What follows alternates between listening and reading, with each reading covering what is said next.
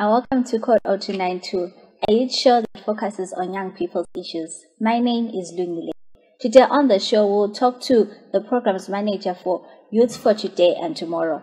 He will explain to us what the organization does and the activities that they do for young people. Welcome to the show. Thank you. May you please introduce yourself to the audience?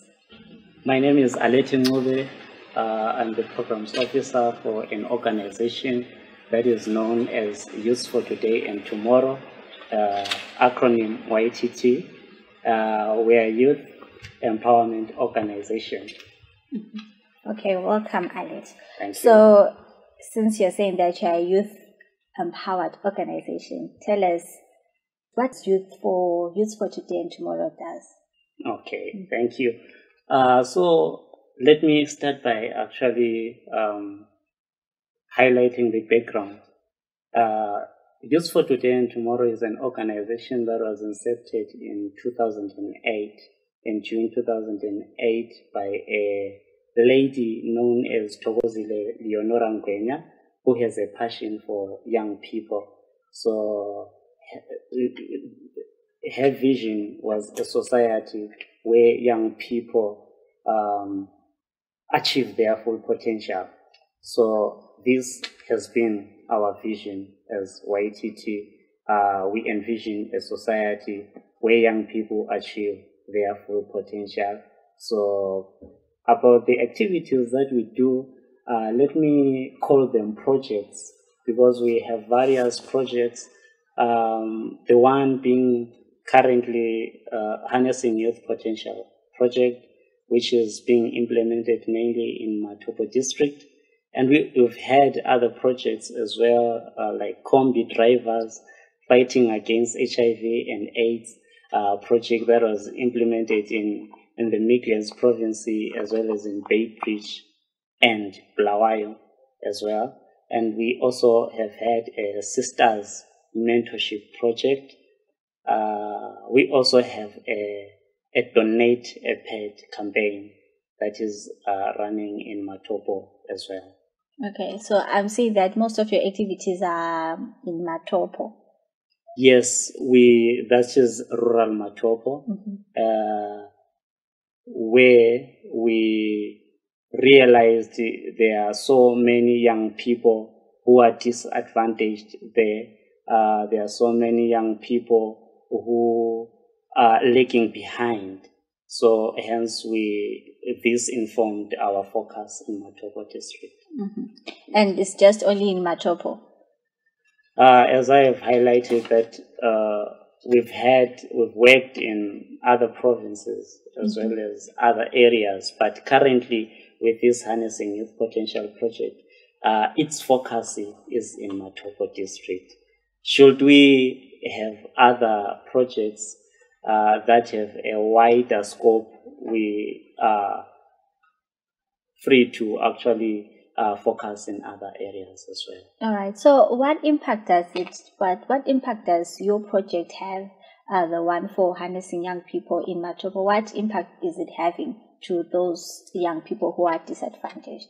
Yeah, maybe for us to understand the impact, I will have to first explain the Harnessing Youth Potential project. Yes. It is a peace-building initiative or intervention that seeks to empower young people economically, as well as to raise their capacity to work together in an effort to bring them together to work for community development as well as their own development. So I can say the impact that we have had is that of having young people of different political backgrounds or affiliations coming together and working together. We are aiming at fostering that relationship between young people so that they see the bigger picture. The bigger picture here is development. It is not about us being divided or polarized based on our political affiliations, but we need to work together to bring about economic development, political development, even social development. Okay, so you mentioned that you assist these young people economically, have projects that have to do something with economics. Yes. So what are those things that you do? In Matobo district, let me talk of Matobo district alone. Currently, we've had 21 groups that we have termed as peace corners. If you come to Matobo and say peace corners, it is a well-known concept.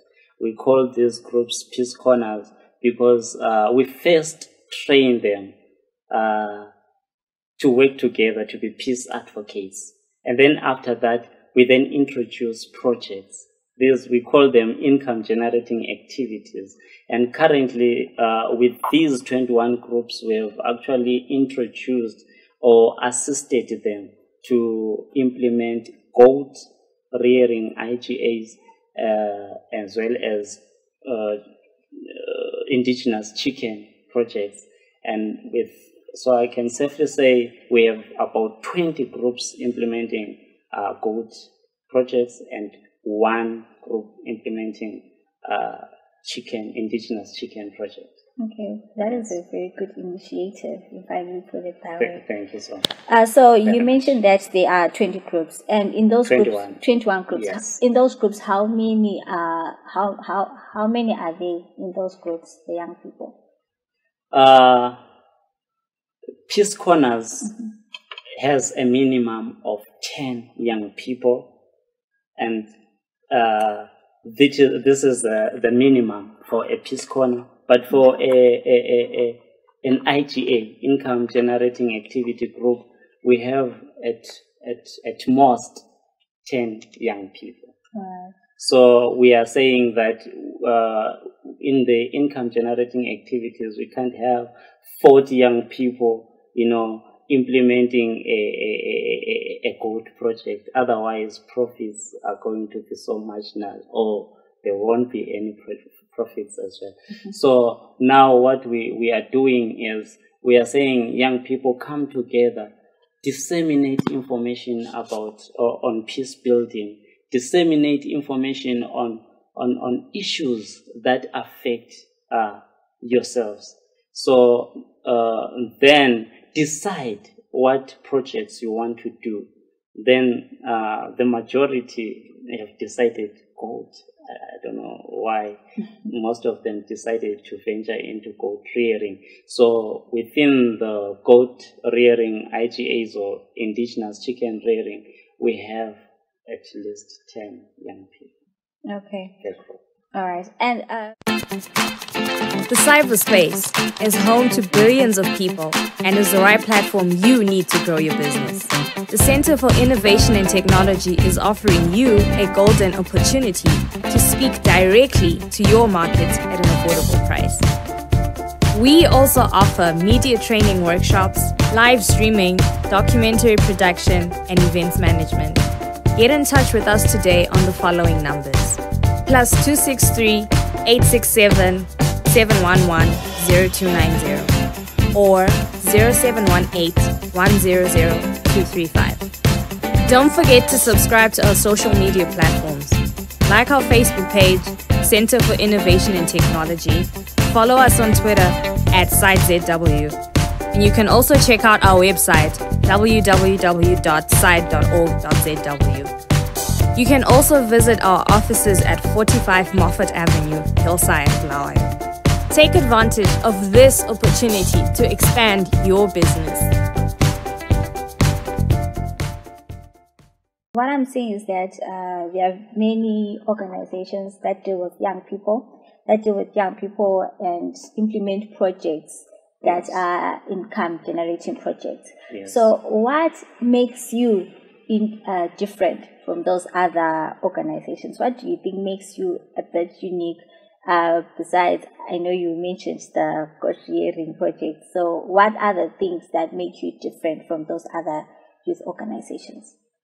Yeah, I cannot speak about other organizations, but I think what makes us different is that we are partnering with young people. That is the concept that we are, or the cutting edge that we are using, that we need to work with them. We need to see them as our partners, not that we impose that you guys do this, but they decide. They are the ones who make decisions. Then we provide resources if we are able to.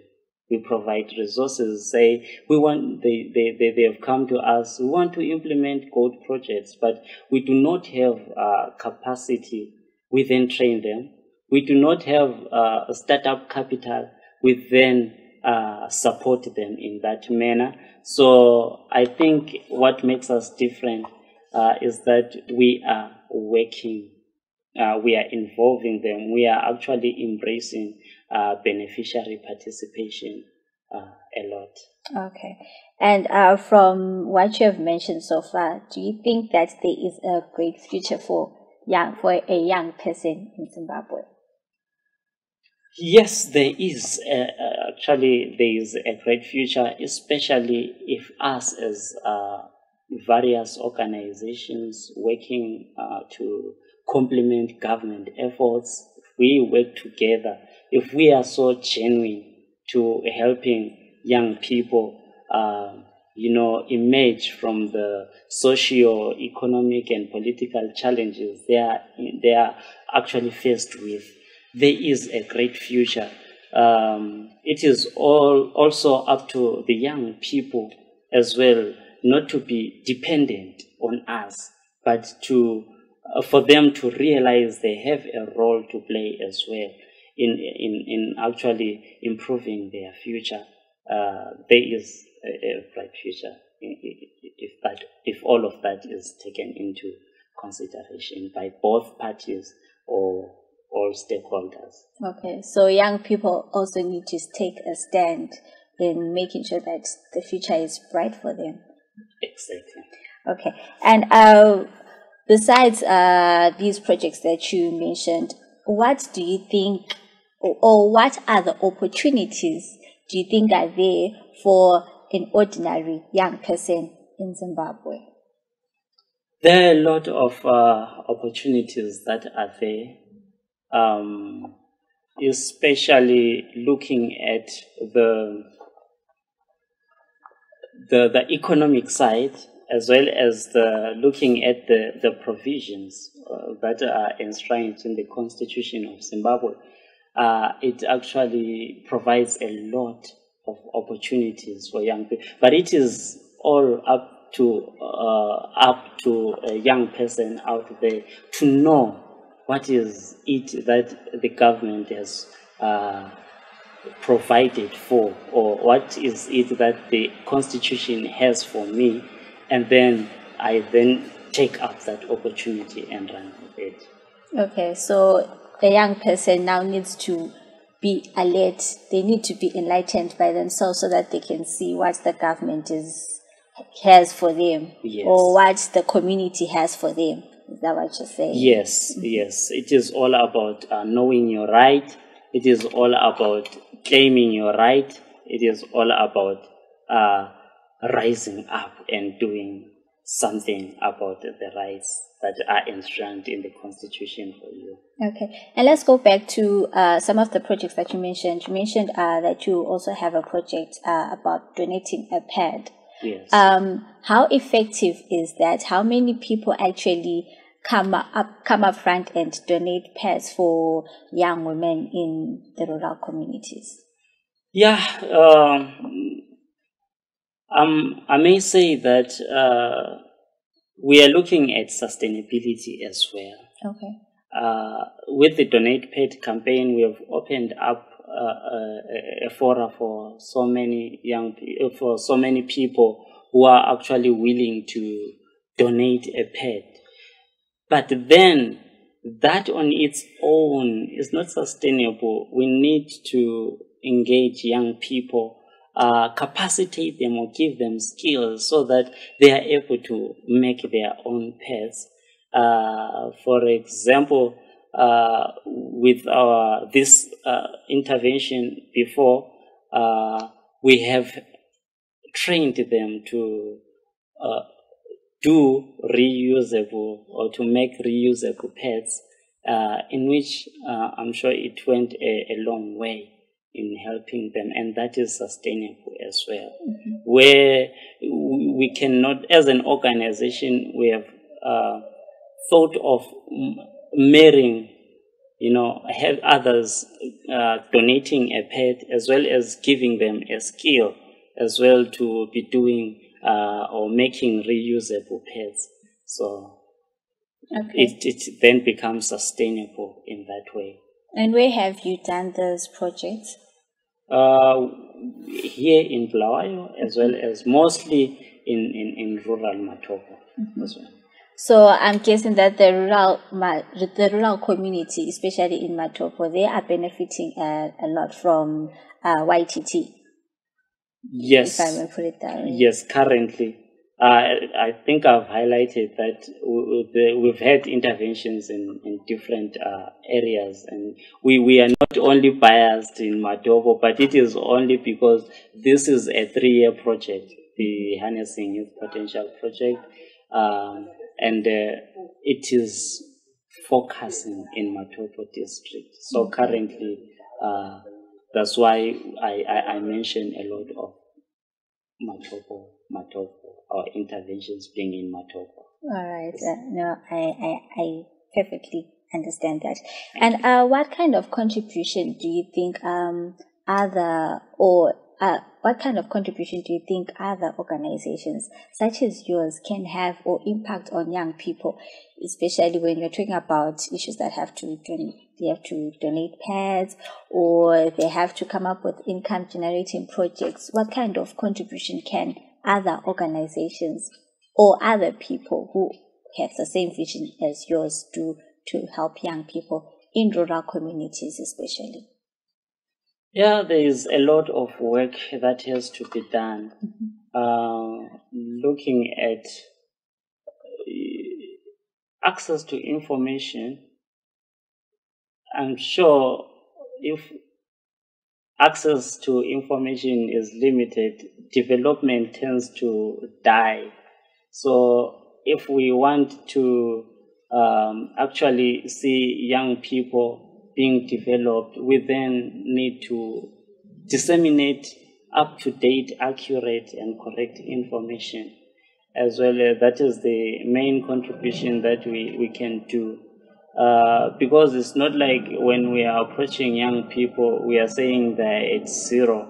No, they have something they can turn into an opportunity for themselves. Then we should actually see them as people who have something, and then we are actually helping them to fulfill their envisioned future using it might be resources that they have. So I may say that information, as well as also supporting them, funding their interventions or their concepts, their business concepts. Should they have a business, and if it's a winning concept, we then need to avail funds. We then need to avail resources so that comes into fruition. Yeah. Okay. And what challenges if there are any, that you face when you are communicating or when you are doing your projects in rural communities? Are there any challenges that you face in terms of young people or gathering them up together? Because sometimes young people can be, a bit reluctant, like, who are those people, or what do they want, or they might say, or they might actually come. So are there any challenges that you actually go through? Yeah, there are a lot of challenges. The one being migration. Let me talk about migration, because here I am trying to give you a skill, and I have actually supported you in goat management, and I've even partnered with you in contributing a goats, and then the next thing, you have moved to the neighboring countries. So that is a challenge because usually projects die. They do not attain the impact they anticipated. So that becomes a challenge. But we have seen a lot of that change as a result of engaging them in gold projects, because migration has actually lessened, especially to those youths we have supported in implementing gold projects. So migration is a challenge, as well as, it's only that when you work with young people, you should expect that, because it is a mobile group. It is a mobile group. One way or the other, migration will be inevitable, and it is something that one should prepare for.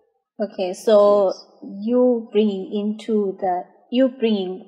gold management in their community, it's something that is tangible for them to actually stay and be committed to pulling off the project and managing it till it ends, right?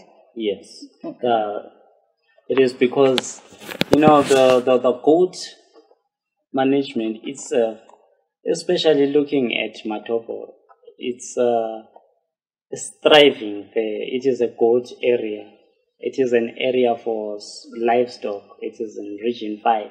So livestock production, you will not go wrong there. So, but we seeing that they already have goats in their communities. Maybe it's for their parents. So they also would want to have that asset. Goats that are said to belong to a young person. I am proud if, I own this goat. It is not for my parent, but it is for me. So I am proud. Then I will turn that into a business now. I am going to multiply my goats.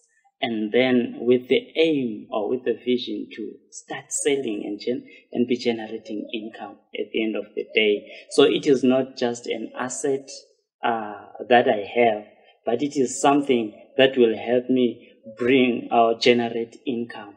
So it's an opportunity for development.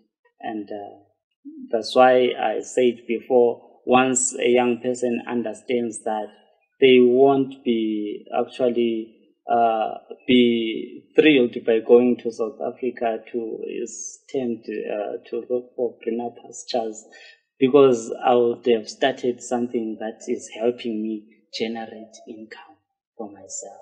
Okay, all right. Thank you so much, Alert, for coming to the show. Thank you. I'm sure the viewers heard a lot, and they, especially on young people and them being empowered through gold management and all the other projects that you do, the income generating projects that you do in all the provinces that you have worked with. I'm sure that anyone who heard this show was actually inspired as a young person, especially in terms of how to make money. So thank you so much for coming to the show. Thank you very much. And thank you so much for watching Code 0292. From me, Lungile, it's bye for now. Make sure to subscribe to our YouTube channel, Center for Innovation and Technology, and follow us on Twitter at CICW. Bye for now.